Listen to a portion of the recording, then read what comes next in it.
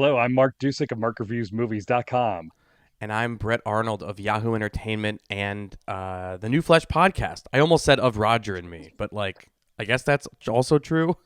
But I'm trying to introduce At the Movies Again, this podcast, a weekly movie review podcast tribute to Siskel and Ebert, hosted by myself and Mark Dujsik, the two film critics that have introduced themselves already. And we cover every new theatrical release and every new streaming release every Friday in the iconic format Gene Siskel and Roger Ebert pioneered. I hope this isn't your first episode because that was a pretty botched intro. But people usually, I think people know what the show is. We are just continuing at the movies, unofficially, unsanctioned, but no one's yelled at us about it yet. And we're catching up, or we're keeping up with the new releases every week. This week there are, Mark had 9, and I'm pretty sure we have, 8 today? Or is it 7? Seven, because that's right. Not only did I miss I Love Boosters, which I missed by the skin of my teeth, and I will be catching it very shortly after this recording. So you might see a bonus episode with just I Love Boosters on it, and perhaps the comments and stuff we haven't gotten to yet, because I also am trying to get this record done in a timely fashion. I also missed Tom Clancy's Jack Ryan Ghost War, which is a real mouthful of a title. Jack Ryan was a show on Amazon with John Krasinski. Jack Ryan was also the name of a movie with, was it Chris Pine, I believe? And it's also, there are several movies that feature Jack Ryan that don't have his name in the title, like throw one at me. For October. Thank you. Patriot Games. Thank you. Yeah. So I didn't watch this one because I didn't watch the show, but I'm sure I would have been fine watching it. And then I just saw people's reviews were terrible, so I didn't watch it. So you don't really recommend either of those movies. Yeah, and I liked the show. I enjoyed the show for what it's doing. And then, but yeah, the movie is just kind of taking the whole thing in a different direction. It's more action oriented.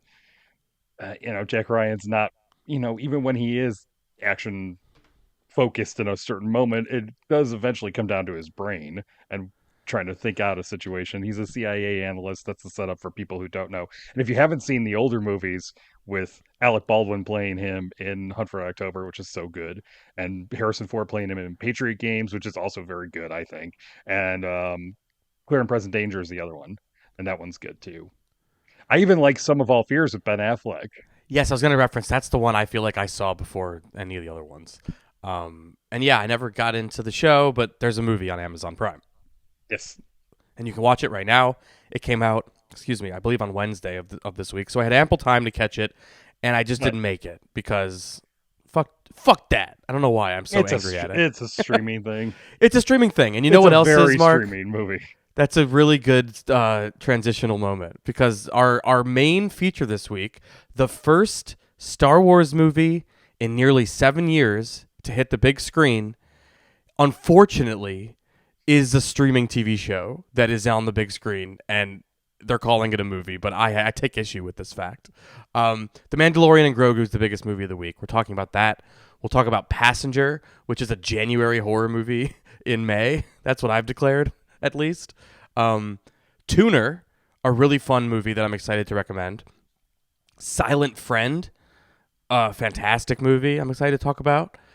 Saccharine, from the horror director behind, what's that movie called? Relic. And I believe they also directed the really bad Rosemary's Baby prequel thing that was on Apartment 7A, I think. Apartment 7A. Yeah, Natalie Erica Jones, I believe is their name. Saccharine had high hopes for it based on pretty much just their first movie, and did that work out? We'll find out. Giant, a boxing movie with Pierce Brosnan and an actor I don't know playing a character, playing a real life boxer I wasn't familiar with.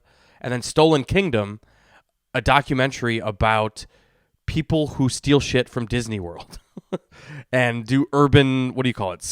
Urban forage? What do they call it? Exploration. Urban exploration. That's what it is. It's the people who steal shit from Disney, essentially. And it is a hoot. We'll talk about that at the very end. But let's just get into it, Mark. Are you ready to talk about Star Wars, The Mandalorian, and Grogu? Yes, I am. Oh, brother. Okay, here we go. Here's the trailer for Star Wars, The Mandalorian, and Grogu. If you've never heard the word Mandalorian or Grogu and you don't know what the fuck's going on right now, Mandalorian, I believe, was the first TV series, like the first Disney Plus streaming show in their We Bought Star Wars era. And then it has led to dozens of other shows, I believe. There's so many shows. I don't care about any of them. There are a lot of, and now I'm thinking about it, there's a lot of like short animated ones that I've missed out on. Like I Yeah, think, there's yeah, oversaturation is what I'm getting at. They really yes. there's something interesting for me where it's like the line from Force Awakens, which was, to be clear, the highest grossing movie ever in this country to this day. How many years ago is that? 11? 11 years is what it took for Disney to turn that into no movies for 7 years, and then a bunch of it's become more synonymous with streaming. And I bet kids who grew up with this shit think it's a streaming show. So I do not have high expectations for the box office for this movie, and I think it's the most boneheaded shit on earth to make the big theatrical return to Star Wars event tied to this fucking streaming show that ended 3 years ago that people really didn't like by the end. It is baffling case study in how to fuck up a brand. But here is That was the intro. That was the intro to the trailer. I just want to point this out. This is going to be a fun one. I forgot we hadn't we hadn't started yet. I'm so mad. It's exactly what you think it is. I was hoping to be surprised, despite having definitely gone in arms folded on this shit. But here's the trailer.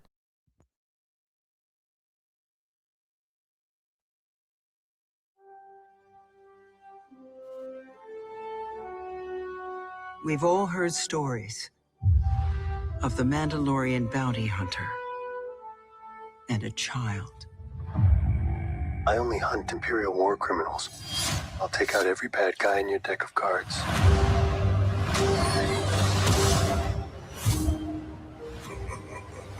This isn't about revenge. It's about preventing another war.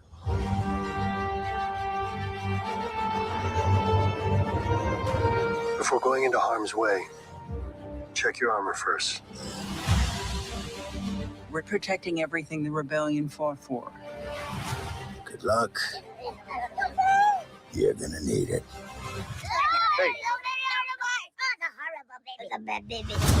So yes, it's the Mandalorian and Grogu, as Brett thoroughly went through on about the history of the show before the trailer. Um, it's a follow up to the show. It's a continuation of the show. The show has gone for 3 seasons plus half of the Book of Boba Fett for people who are catching up with this. It's a mess. It is a mess narratively in terms of what the show is doing. I enjoyed the first 2 seasons of The Mandalorian. I think it's fun. I like that Pedro Pascal became a star mainly from playing this role, which is underneath a lot of armor and a helmet. And now he's so famous that he doesn't even have to be in the armor and the helmet. And on top of it all, the stunt double and the body double, who mostly are wearing the armor and the helmet, get credited like second and third billing in this movie, which I think is also very neat. Um, as for the movie itself, it if you know the show, it's essentially just another lengthy adventure. I think the big question here is how many episodes of The Mandalorian were crammed together to make this movie. I think two. I've read some other people say three or four, just on their opinion. I think that might be the most interesting discussion, trying to decide how they're going to divide this up if they were to divide this up into a series, into a season of the show. Um, I'm curious because you haven't seen the show at all, I I assume. think I watched season 1 when it came out. Okay.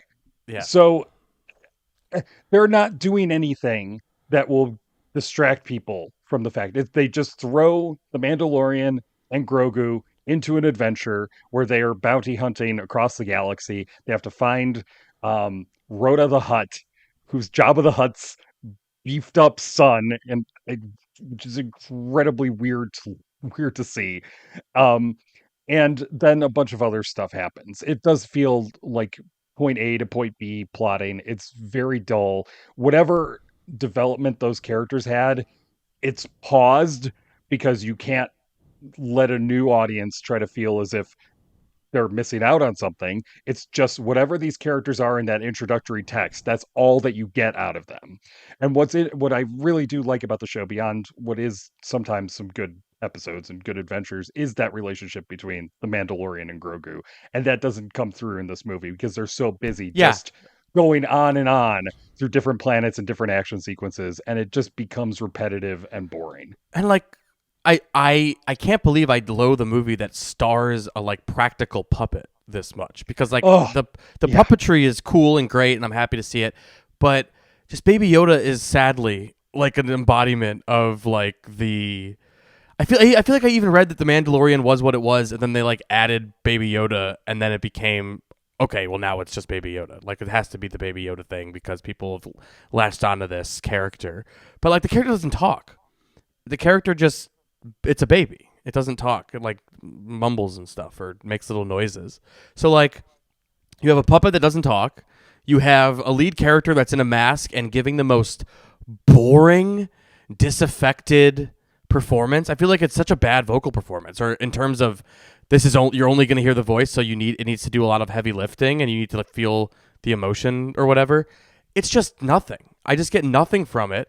So then I'm like, okay, it needs the Star Wars world to work, and I love the world of Star Wars, and I just think this movie botches it in every way except for Ludwig Göransson, whose the Mandalorian theme itself has always been awesome.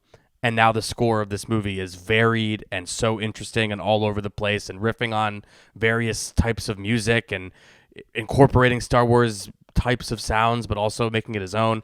Terrific score that really does a lot of heavy lifting in the scenes that make you feel like you're watching something good when it's actually not very good.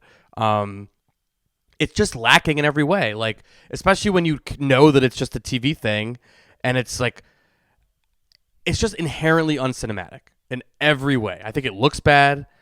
I think there's like storytelling wise, like what is it? There isn't a narrative arc to this movie. It's just kind of, as you said, point A to point B, episodic serial storytelling, kind of strung together badly. It's insulting. It's insulting to I find it insulting to like the genre, to the idea of cinema that Disney's just like throw a Mandalorian episode in theaters and that'll be our big splash return to theaters for the brand that was once the most popular brand for movies ever. It's just depressing. Like it doesn't have to be this way, especially when you hear like Steven Soderbergh had a pitch and they went pretty far on it and then they abandoned it, and Damon Lindelof, and the list goes on. And what you end up with is, after spurning all these interesting creatives who they would be lucky to have, they now end up with a streaming TV show is their next big movie. It just sucks all around. Like I have to get metatextual about it. I can't even just talk about the movie because it like came out with all this context that I think is important. But if I were just judging it as The Mandalorian and Grogu, a movie based on a show I don't watch that I went to see in a theater, it didn't deliver for me either on that level, because I feel like the opening scene was good, and then what happens? And also the opening scene was good in spite of it looking like shit. Like the first shot of the movie is overexposed light through a window onto a boardroom, and it looks terrible. And like it just then it cuts to a guy with a pig nose at the table, which like doesn't even feel like the usual actual Star Wars makeup. It's just like a guy in a pig nose. I'm like, this is such a low rent. The thing I once thought was the coolest thing ever is now just low rent garbage. It's really sad. To be fair, in the cantina scene in the original Star Wars, there's just a guy dressed up as the devil. So Yes. I mean, having some cheap makeup effects is okay. Oh, for sure, it's part and parcel. It's part and parcel. Yeah, yeah. And so is big thing. So is like Luke. So is Lucas. Like CGI entirely characters and shit. But like, it doesn't mean I have to like it, I guess. My big thing here with the look of the movie is that you have a show that is much of its success is Grogu, and the fact that is a puppet that you can imagine, because they sell the dolls of it. You can imagine touching that thing and having some kind of interaction with that character, and all the other characters except for those little mechanic guys who I think one of them shows up in Rise of Skywalker too, who is one of the funnier parts of that movie, which is a mess. All the rest of the characters are digital effects. They're all visual effects. They're all digital creations. And some of them just look bad. Rhoda the Hutt, beyond the design, which is just weird to have this beefed up Oh, a buff Jabba the Hutt. A buff Yeah. Jabba the Hutt. Yeah. It's so weird just to look at this character. But I think in terms of the effects itself, I think he looks worse than Jabba the Hutt when he made that, unwelcome appearance in the Star Wars Special Edition back in the 90s. That Right. the effects don't look any better than they did in 1997 or so when George Lucas tried to cram all these visual effects into the original movies. Yeah. That's how bad these look at times. And that maybe is okay on TV, where I'm guessing they're selling it as the IMAX experience. But what they know is the longevity of this movie is going to be on streaming. You're going to be watching it on your TV, and maybe Road to the Hut doesn't look that bad on a smaller screen, but it looks really bad along with a lot of the other digital characters. And like, why would you go through all of the work and make this big thing about here is an actual physical, tangible character, and then turn everybody else into digital slop? I mean, it's worth mentioning that there's like no humans in the movie, really. Like, I mean, Pedro Pascal is ostensibly starring in it as the Mandalorian, but he's in a helmet. It could be anybody, first of all, and he's like really, the rest of the movie is populated by puppets, which was great and very Star Wars, and CGI entirely creations, which is fine. But then like, it just kind of lays. I don't know. It just doesn't have. Again, if I'm judging it as like a kids movie, I'm sure they'll like it and it's fine. But I'm just so cynical. I'm like, yeah, they made this movie to sell fucking plush dolls. They don't really care if anyone likes it. It was once a can't miss theatrical event, and now it's you can watch this on your TV at home, and it's not going to lose anything. Like it's just a bummer. And like as you said, the movie's Chewbacca is just some fucking purple CGI thing. Like it just sucks. None of that makes it better. His co-pilot, whatever the purple guy. Yeah. The purple guy. He's apparently from like a cartoon show or something that I didn't watch. Yeah. So, and also like the Jabba the Hutt son thing, like the character spends most of his screen time being like, you know how hard it is to be Jabba the Hutt's son? And I'm like, are you fucking kidding me? He wants you really to know that, because I'm sure there are two scenes that basically say the exact same dialogue. There are. The first two scenes that you meet Rhoda the Hutt, he's in a jail cell, and the Mandalorian shows up, and they have the exact same conversation. Yeah, it's insane. And I thought I had lost my mind for a second. I'm like, I'm sure I heard this exact dialogue 5 minutes ago. Just completely inept, horrific filmmaking that is being masqueraded as like a fucking blockbuster. It drives me nuts. Yeah, and like the Jabba the Hutt's son is played by the Bear star and current hunk of the moment who played Bruce Springsteen for our purposes in a movie, Jeremy Allen White. Like, who is that for? Like, get the hunky guy to play a hot Jabba? Like, it's so fucking weird. That you never see him, and his performance is just so boring. Right? He's just like, I'm Jabba the Hutt's son. I know. I'm not like my dad. I'm different. I'm not a criminal. I don't get it. I don't get that performance. Yeah, it sucks. I don't know. It just sucks that Disney decided, cute puppet antics and nostalgic nudges are all that they need to do, versus like, they put out shit like Andor. They know that like when you get talented people to craft something with actual storytelling, it can work. Yeah. And they just don't give a fuck. They like rather make this shit because they know kids like Baby Yoda, so why put in any effort? It just sucks. I hate this whole thing. It's a 1-star movie for me. Andor is very good. Such a good show. I'm glad you brought it up, because Star Wars can do stuff, and it can do stuff even in this period. That was something that kind of bugged me, is that a lot of the Star Wars movies now seem to be trying to cram all the familiar sites and all the familiar history and all the familiar lore and everything that we know, instead of just trying to. This is a big galaxy with a long history to it. Why don't you just try to start doing something elsewhere with characters that we don't know, with groups that we don't know, and instead you're trying to fit it all into this thing. It's so frustrating. Somehow Palpatine returned. Like that's exactly yes, that is the epitome of it. Somehow Palpatine returned is the epitome of what they're trying to do, and they could do anything they want. But I'll never forget that. The opening crawl for Rise of Skywalker hits, and it says, "The dead speak." It tells you that Emperor Palpatine is back. I think I laughed out loud. I think I did too. Yeah. Oh.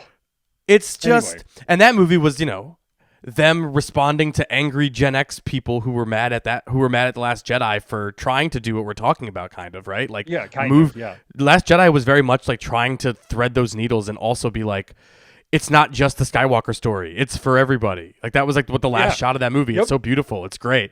And then they immediately say, never mind. Sorry. Fuck that. Like, it's truly like, the joke is like Reddit. I mean, Scream 5 got into this, right? Like, Reddit rewrote the Star Wars trilogy in real time because Disney was so afraid of pissing the wrong people, like pissing people off. Just But people like, who were going to be pissed off no matter yeah, no what. way. Like, yeah, exactly.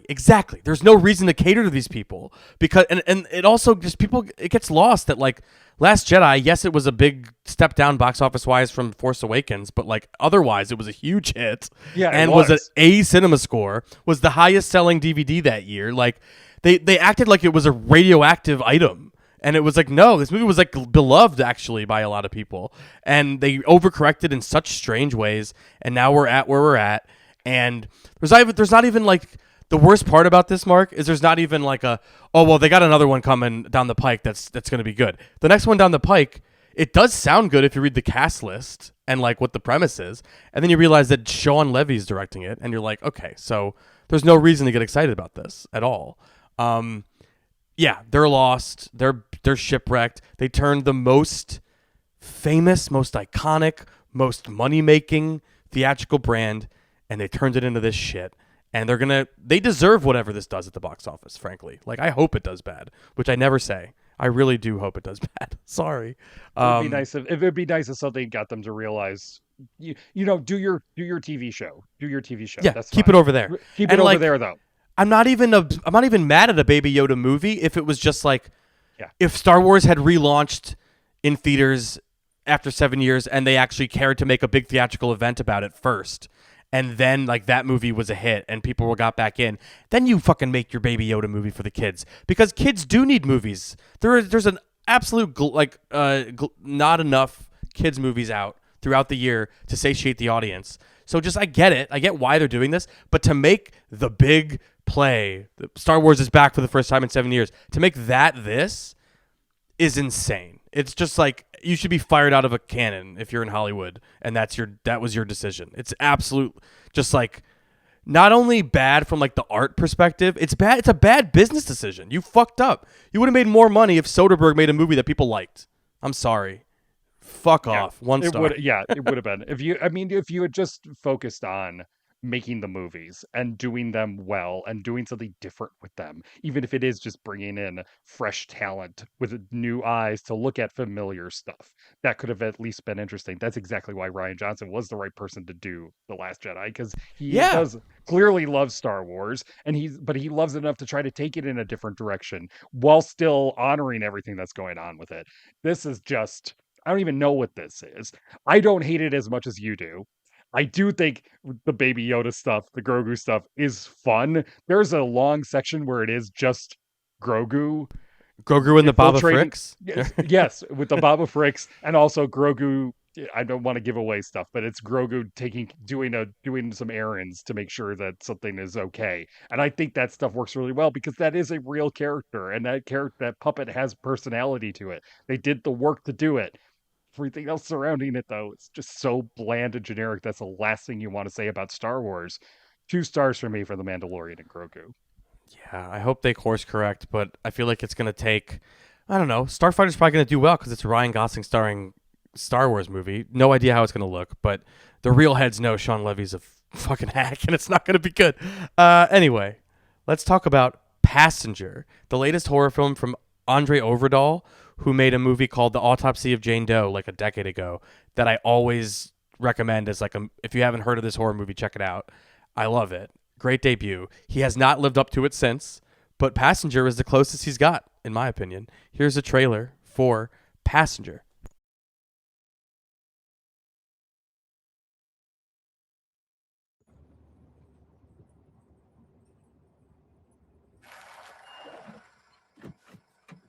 Make it quick. Dude, give me 1 minute. Go.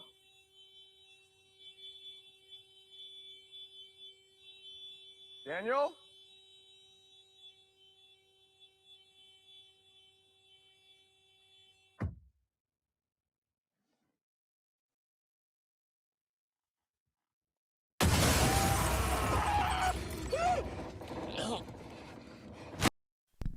So that's a great trailer because it's just like the great opening scene kind of truncated.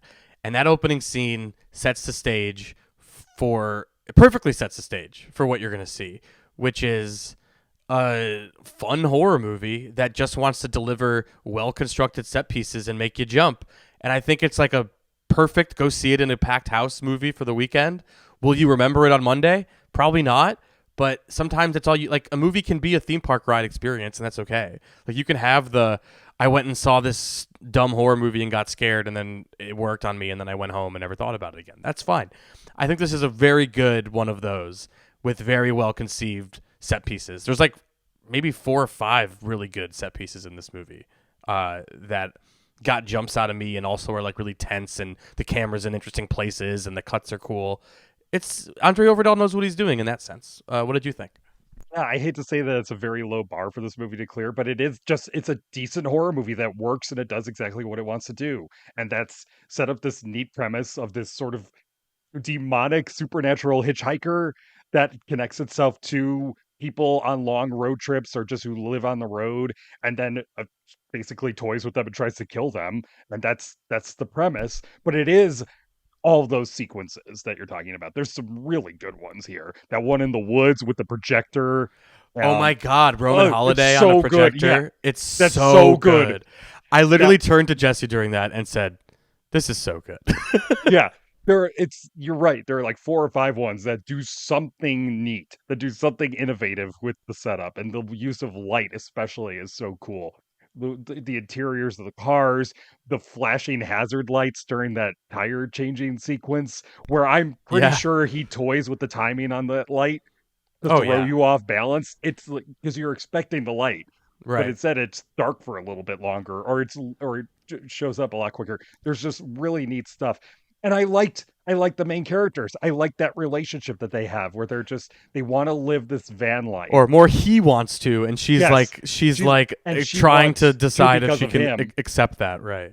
Yeah, exactly. I really like that dynamic between the two of them. It feels authentic, which is something that you don't always get from characters in a horror movie. So you get this authentic relationship, and you throw it into the middle of this demonic hitchhiker storyline, and it works.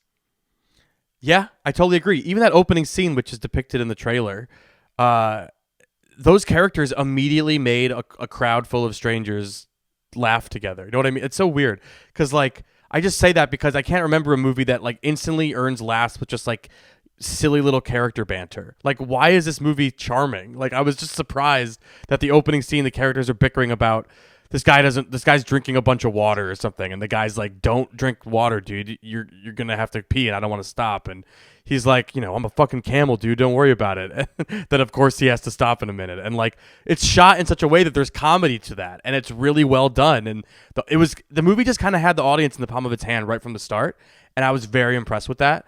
And I saw it with a packed house that was half critics, half radio winners or whatever, and everyone, it was just a really fun time in the movie theater. Everyone jumped when they were supposed to, they laughed when they were supposed to, they did the like, oh my god, he's going in there when they were supposed to. It was a perfect horror movie crowd that, arguably I would be annoyed by it if it were a different movie or something, but because I was on board with it, it was so much fun. Everyone was just kind of feeding off the energy in there, and yeah, it's a lot of fun. And by the time the movie throws out what do you call it? Exposition that includes the phrase hobo code, I was fully involved.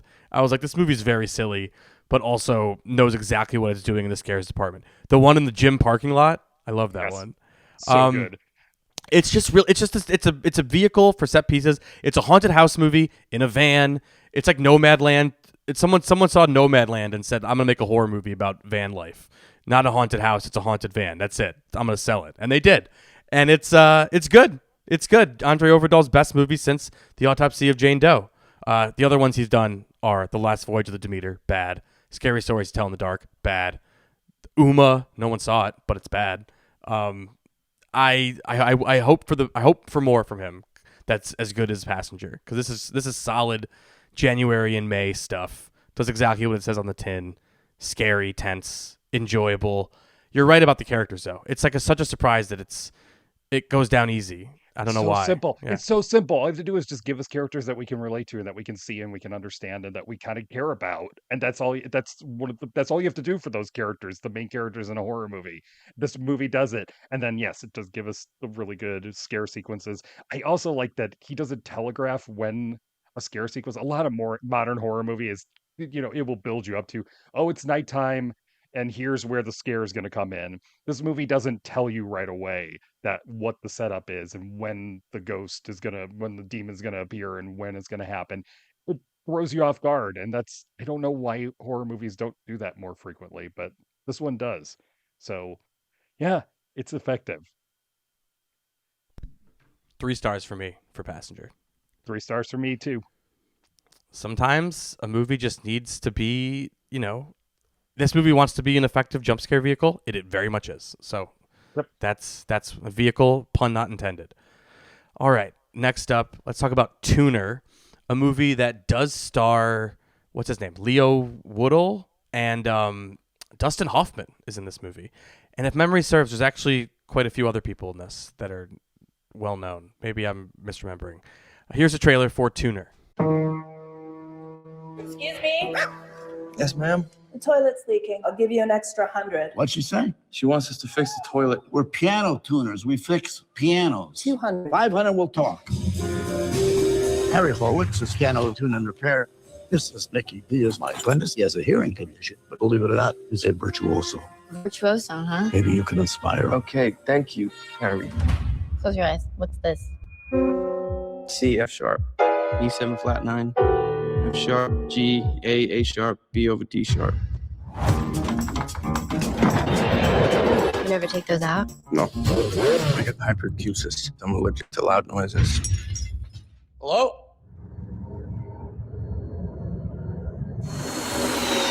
You know how long you're gonna be? It's loud. As long as it takes. Unless you can open the safe.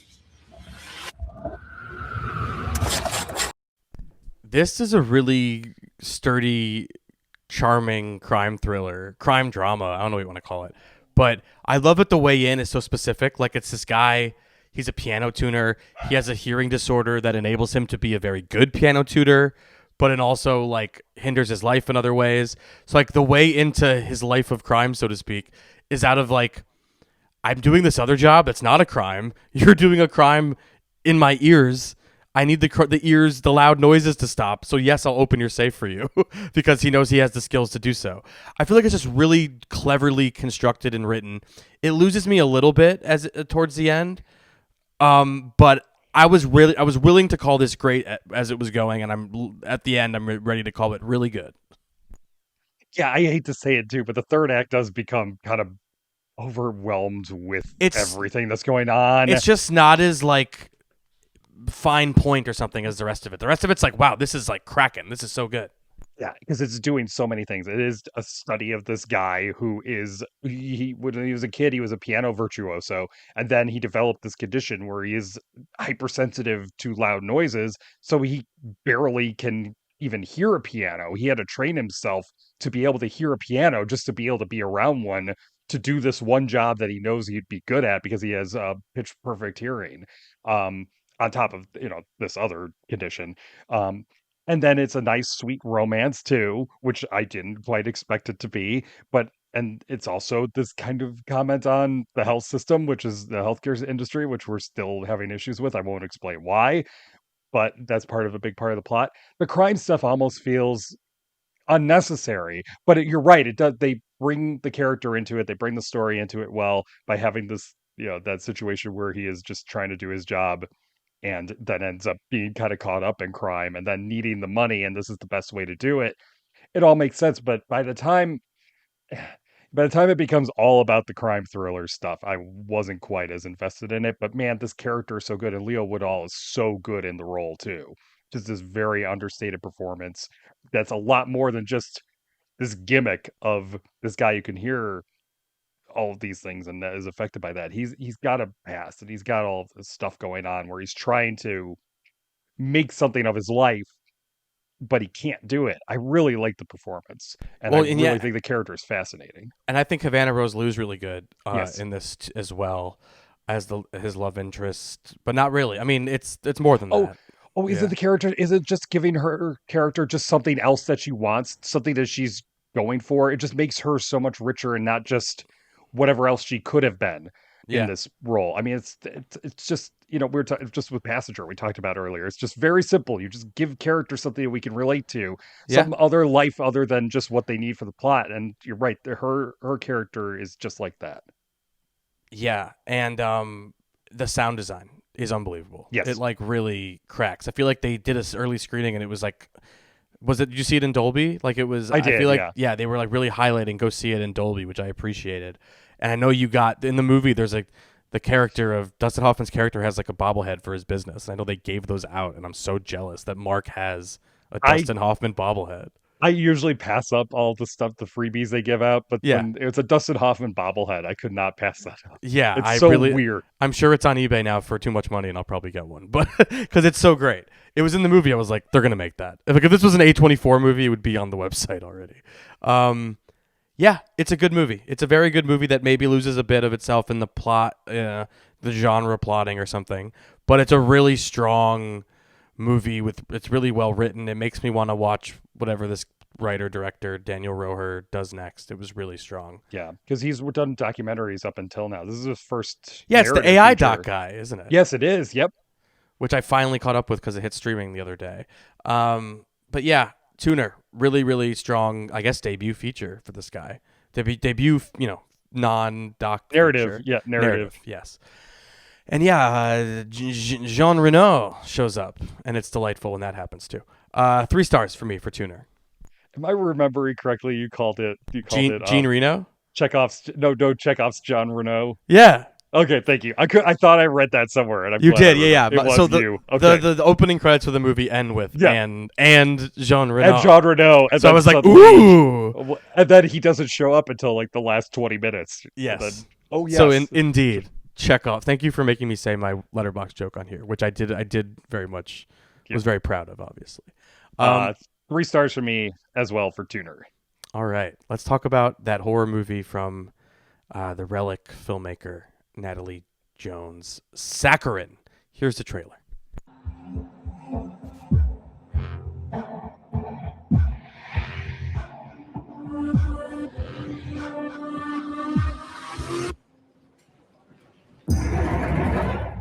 Thinking of signing up to do this thing.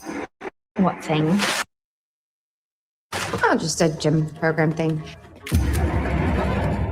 The reason why you can't lose the weight is because you can't stop. These generous donors will be your first patients.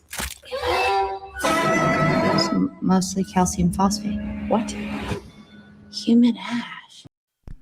This movie is so confusing, right? Because it seems like it's well-meaning and wants to be about eating disorders and having sympathy for someone who might deal with weight issues and eating issues and shit like that. But then it's like a movie where it has like a spooky fat guy that's like haunting everybody. And it really, I'm like, where does the goodwill end? You know what I mean? I'm like, I know this filmmaker doesn't mean for this to be like offensive, but the characters are all in fat suits, or I mean, the main girl is clearly wearing fat makeup the whole time so they can do some sort of she's going to lose the weight thing later. It just all feels a little tonally off with what the movie's doing narratively. I found it very baffling, honestly. I did too, because her makeup reminded me a bit too much of the Nutty Professor. I almost called this the Clumps, and I didn't want to make that joke, but I mean, either. It is that. It's so awkward to watch it sometimes because it does seem to have good intentions, but then it is so insincere about it when it brings up, you're right, the exact thing, the ghost being this overweight woman who they call Bertha because she's Big Bertha. big, and here's the thing, it kind of makes sense when they don't know who she is and what she went through. There's a scene where you get Bertha's backstory. Yes. And you hear this horrible traumatic life she had and all this stuff. And then they keep calling her Bertha afterwards. Like, you know her name. You know what was wrong with her and what she went through in life and why she's like this in death. And they're still calling her Bertha. And I'm like, this movie is so disingenuous about whatever it is trying to do. And then I don't want to put it this bluntly, but I have to. But like some of the stuff with the ghost, especially like during the climax, it just kind of feels like they're just making fat jokes about a ghost. It's so weird. It's weird. It's so frustrating. And in addition to that, it also has some of the worst, I don't know what you call this specific type of exposition, where they like cut to an insert of like her diary and she's writing things. It's like the problem that they have in A Quiet Place that went viral because there's a whiteboard with a bunch of shit circled, and one of the things is like, what is the weakness? And it's like, they can't hear, or sound is bad, And this movie has the what is the weakness Quiet Place problem. Like 15 times they cut to this girl writing a journal or a diary, and it's like explaining what the movie's themes are, like explicitly. And it's so laugh out loud bad. So it's just kind of... It's a baffling movie for many reasons, but also like this person made a really good movie. Relic was really good. Very good movie. Very good. And it makes you go, like, what happened? Because since then it's been this thing, which clearly was made and sat on a shelf for a while. And then that Rosemary's Baby thing didn't really pan out either. It just, I hope they bounce back, because this was quite, not just bad, but like confused and weird and almost like worth recommending in its complete strangeness, though. But like it's not good. No, it's not. I don't think it's worth recommending. I just mean because I was like, I couldn't turn it, I couldn't look away, kind of thing. I was like, oh, what is this? Like, it's like a bad car accident. It's just like this. I know what they're going for. It's trying to be like The Substance. It's about like basically about Ozempic, kind of, and it's also, but then even the way that they get into the weight loss drug portion is like, why does it have to be human ash? I don't It's like weird. Yeah, it's weird. It is like an entirely supernatural thing, apparently. So someone else, but then also, I don't even want to get into it. I don't even think the mechanics of this work out. I don't want to start questioning it, but like there's another character who introduces it to her and she stops using it. And also I guess her ghost isn't as big of a deal. I don't know. I think, yeah, whatever. It's dumb. It's dumb on top of just being disingenuous about whatever message it's trying to have. Yeah, I'm shocked this is getting a theatrical, because it feels like a bad Shudder movie that like was barely thought of, and instead it's like this more high profile thing from a filmmaker I was excited about. So sorry to Natalie Erica James, the American Australian filmmaker. I thought this was a big whiff, and I don't know. I'm all about the idea of like food problems. Like, I'm a person who very much has what my wife calls food noise. I'm constantly like, I wake up in the morning and I go, what's for dinner? Like, I'm constantly thinking about what kind of terrible fast food I can get. So I very much relate to movies like this and wanted to like this. So like, but the fact that it just like had me on its side and then lost me because like the characters look like the Clumps and there's a fat ghost, that I'm like, everything you're doing that you think you're doing, you're actually being kind of wildly offensive.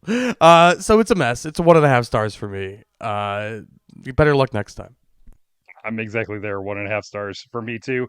I'm a little worried about revisiting Relic at this point. It feels like one of those movies. Like, did I just get that wrong? Yeah, no. I feel like it was no, like, it's it was definitely good. good. I watched it twice when it came out. Yeah, it was Emily Mortimer. It's good. Yep.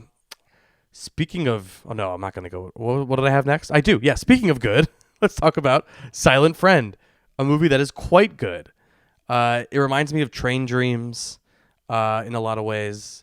I'm trying to think of what else it reminds me of. Maybe I'll reflect while the trailer plays. Here's the trailer. What if they observe us the same way we observe them?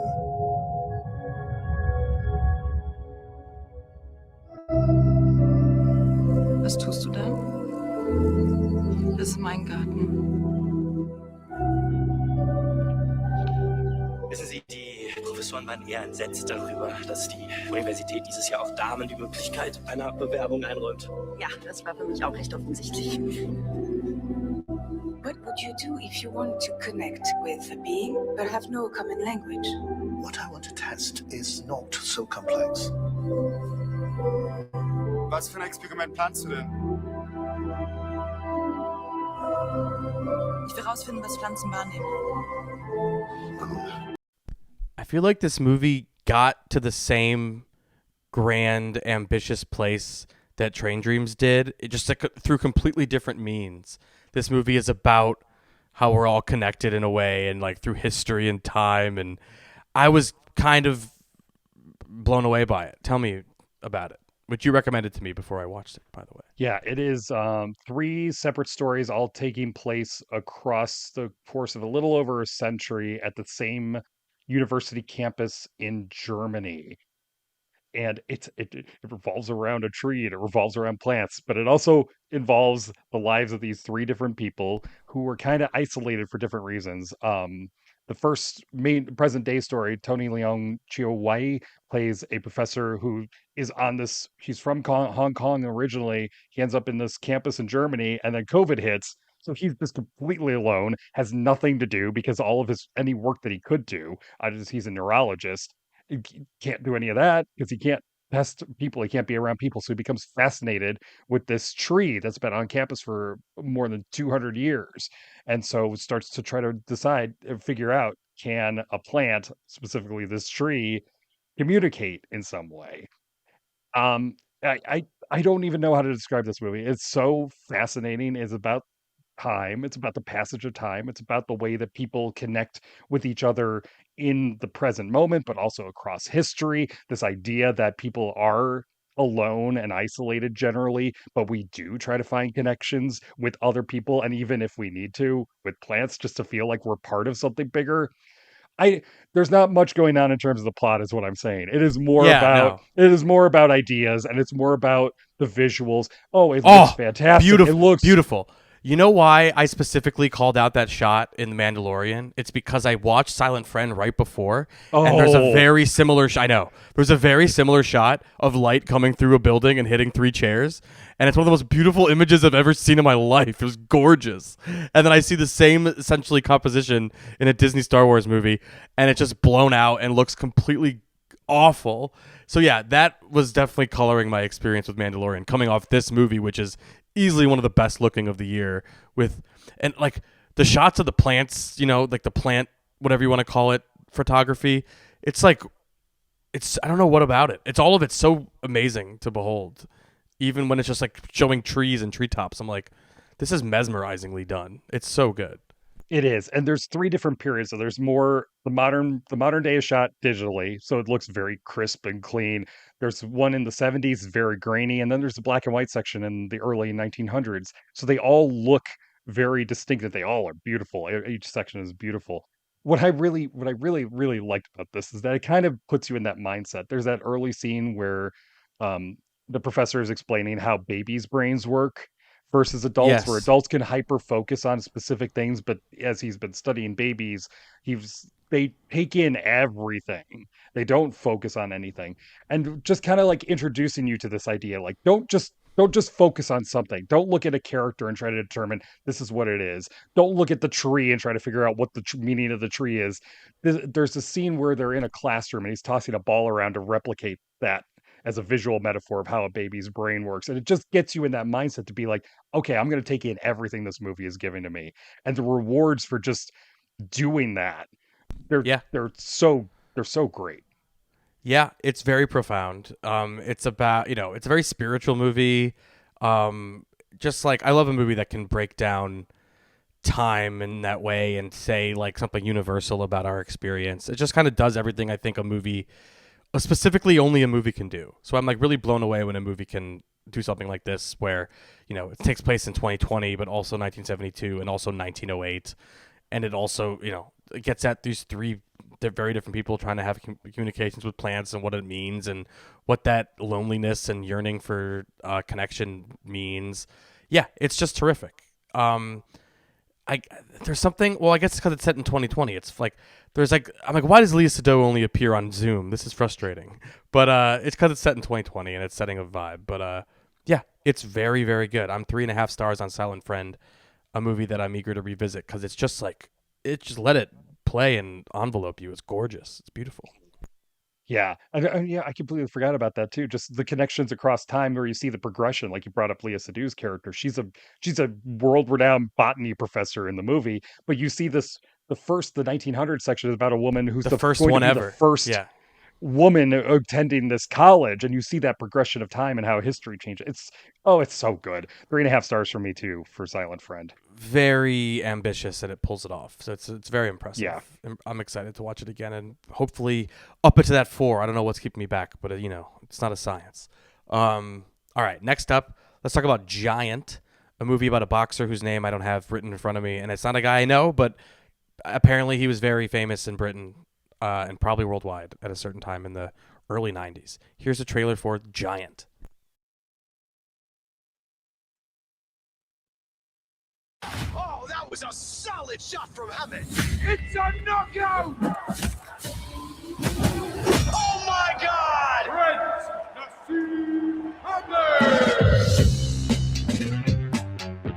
Are you the Irishman that runs boxing gym? My children, they are having trouble at school. How'd you get that cut on your lip? See if we got that big nose. 100 wannabe fighters have walked through that door. You've got what they haven't. You hate you because you're different. I'll just ignore him. Embrace it. It'll make you stronger. You could be champion of the world. I'll give every inch of my heart. This movie didn't really do much for me, but I acknowledge that Pierce Brosnan gives a very good performance in it. Although one of the Letterboxd reviews that really made me laugh was like, this movie takes place in 3 distinct periods, and Pierce Brosnan's 90 in all of them, or something else. It was pretty funny. He's old now. He's getting older. This movie is definitely playing an older gent too. Tell me about this movie that I thought was like perfectly fine and passable, but like I just can't bring myself to recommend it to anybody. So tell me why I might feel that way, or no, tell me why you don't feel that way. I guess. Yeah, I did. I enjoyed it. I think it's a boxing movie that kind of seems as if it's just going to be about this guy's rise to fame and fortune and everything. And it seems like there's nothing wrong with anything going on. He's got a trainer played by Pierce Brosnan who's giving him all the support he needs, and then Nassim Hamed, who's the boxer played by Amir El Masri, is just it's the rags to riches story. It's exactly what you think it is. But then it turns out that it's actually about the relationship between the trainer and the boxer, and how they both have these egos that they can't quite get over, that there's just something that is keeping them at a distance and keeping them from actually connecting on a level that would be beneficial to both of them. And they just can't get past that. They can't quite get past that. And I really liked watching this develop as this story unfolds, where you've seen how these different obstacles come between them that really shouldn't be a big deal. But for some reason, just because they have that vanity that they can't quite get over, it just pushes them further and further apart as the years go by. I found it surprisingly moving by the end, just because it is a human story about flawed people trying to connect in some way and to figure out things, but they just can't quite do it. And that, I don't want to give away anything, but that's the scene at the end. It touched me. I was very surprised by where it ends up going, because it just seems so simple. It seems so straightforward. I think there's a lot of complexity going on with these characters in this relationship. Okay. I mean, yeah, it's like about the trainer who trains this guy. There's a racial dynamic to it, because like he's Muslim and the British people are, not into that and tell him as much. And there's a lot of obstacles he has to go through. Yeah, I don't know. I thought it was, it was kind of low rent, and I've just seen a million boxing movies. I've seen these. I don't know. What's so special about their relationship that made you move? It was the fact that they both are trying to like help each other out, and they're both trying to succeed. They're trying to succeed on their own terms. They're trying to help each other, but they can't quite figure it out. I don't want to say too much about it, but there's that early scene when he's a kid and he's having these, childlike dreams, like, I'm going to make millions of dollars. I'm going to buy a bunch of sports cars.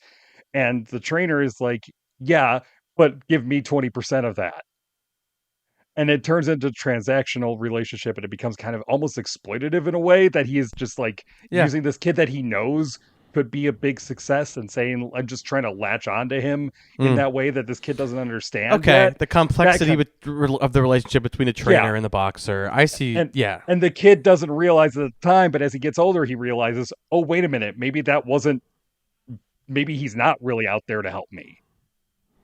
Yeah. Okay. Yeah. Okay.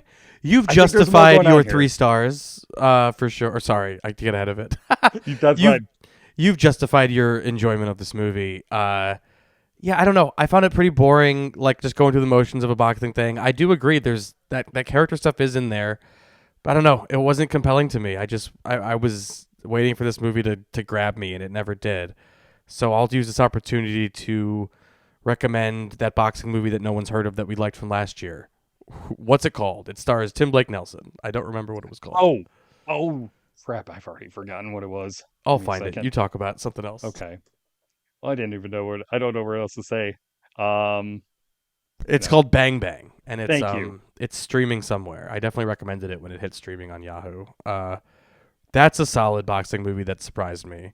I don't know. This one, it's not like it needs to surprise or anything. You're right. It's more of a human drama, I guess, and I don't know. It's completely inoffensive, but it didn't do anything for me, so I'm giving it 2.5 stars. 3 stars for me for Giant. I think it works quite well. All right. Let's talk about the last film of the week, Stolen Kingdom, a documentary about urban explorers, a.k.a.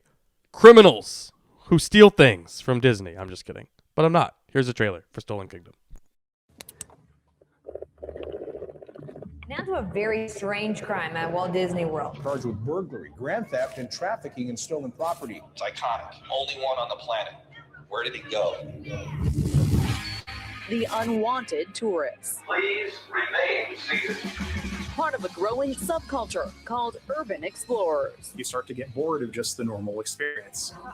And then you start thinking, well, what else can I do? I risk my freedom, I risk my life, but I want to show people things that they normally can't see. When we started doing these adventures in theme park exploration, man, it just caught on fire, and it led to all of this. A bombshell investigation. Stealing from the happiest place on earth. He's accused of taking costumes and memorabilia. Why? Because of high demand on the black market. Disney black market has kind of always been a thing. Finally, a movie about the Disney black market. I mean, I'm vaguely aware that this world existed. I know there was Disney people, but this is like a whole other breed of Disney people who are interested in like the relics, the shit that like Disney builds over or just builds, abandons and then builds somewhere else. So like there's all this property that's just untouched for years that these people go and explore and steal shit from and sell it. And this movie's a great exploration of the topic, and it goes interesting places. Tell me about it.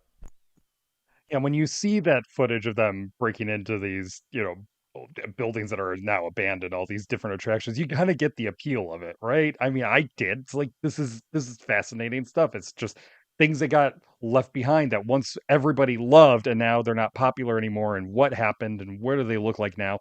It's it's nostalgia and it's kind of mournful. I get it. I get why these people do the urban exploration stuff. But it's also incredibly dangerous and it's illegal. And there are stories here where people are talking about how they're running on roller coasters, and people are bringing up, you know what? If you run on the track of a roller coaster at night and people don't know that that has happened, you could have accidentally hit something. You could have knocked something down, and that could hurt people. There's a story about this guy going into this exhibit and almost falling off of plywood onto a 30 feet onto a concrete floor, and he's like, I was a teenager, I thought I don't care if I was gonna die, I didn't think about that stuff. And then it turns into a mystery of what happened to this animatronic called Buzzy that was sitting in the back of one of these things. It disappeared. It appears to have been stolen, and it's kind of setting up like, any of these people who have trespassed into Disney World in Florida and have been in those places that you're not supposed to be, and maybe have taken some things that they're not supposed to take. Any of them could have done it. So I think it's really well done, just because you get this sense of these specific people, of what this trend of urban exploration is and why it is appealing. And then it is a pretty good mystery, although I don't want to say, I think whoever did it gives himself away by the end of this movie pretty plainly. Yeah. That guy is hilarious. It's so funny. There's footage of the cops like tackling the fuck out of him because he's being interrogated and he like reaches for his phone and they jump on him and get him. The footage is incredible. That I'm glad they have all that stuff because it really makes it sing. But yeah, interviewing these people, there's that one particular guy who's really cocky about everything, and it's just a bunch of characters. It's interesting to meet these real people. It's an interesting topic. Yeah, I found it very interesting and very entertaining. It reminded me that there was that really bad movie a decade ago where that guy... Oh, what was that? Escape from Tomorrowland or something? Is that what it was called? Oh, I'll look it up. It was. I remember I was working at the movie theater in Champaign-Urbana when that played, and I was Escape from Tomorrow. Escape from Tomorrow. It sucks so bad. It's just like there was such hype about like this guy brought a camera to Disney, and Disney really wants them to cancel the movie, and they're suing him and whatever the fuck. And the movie was just student film garbage. Like it's so bad.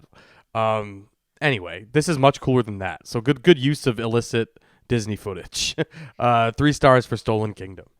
Yeah, 3 stars for me as well. It is currently on the Letterboxd video store, and it is also nationwide in a roadshow format that started yesterday, so the 21st. But go online, look up Stolen Kingdom Roadshow, and you will see all the dates that it's playing. And it's going to be available digitally in June. Just everywhere, not just Letterboxd.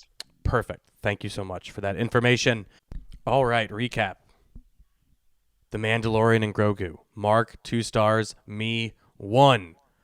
Passenger, 3 stars for both of us. Tuner, 3 stars from both of us. Saccharine, 1.5 from both of us. Silent Friend, 3.5 from both of us. Giant, 3 from Mark, 2.5 from me. Stolen Kingdom, 3 from both of us. It's nice to be in sync like that. Yeah, it's a pretty good week too. It's a pretty strong week. Other than the big one and... Yeah, other than the biggest movie in the world that should be much bigger than it is somehow. We'll be back next week with the back rooms. Oh, but we will be late. I forgot to say that.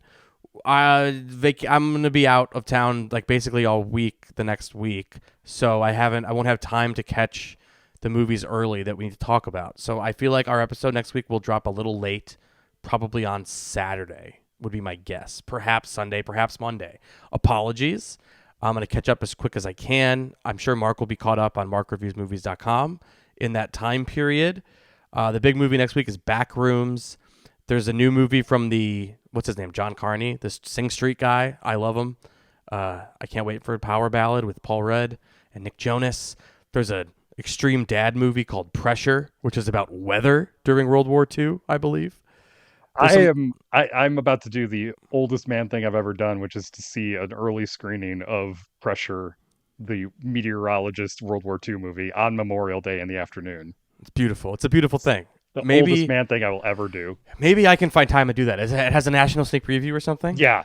Okay. Yep. All right. Well, maybe that would be my way into it because I was trying to get ahead of everything and I failed. All right. So we'll be back next week. But again, I wanted to mention, I think we'll also be back with a bonus episode this weekend or Monday with just our review of I Love Boosters and hopefully us reading some captions and reviews because there is a new iTunes review and there are some YouTube comments and whatnot to get to. But I do want to wrap this up and get this episode out to you guys. So enjoy it. We'll be back with another one soon. Bye.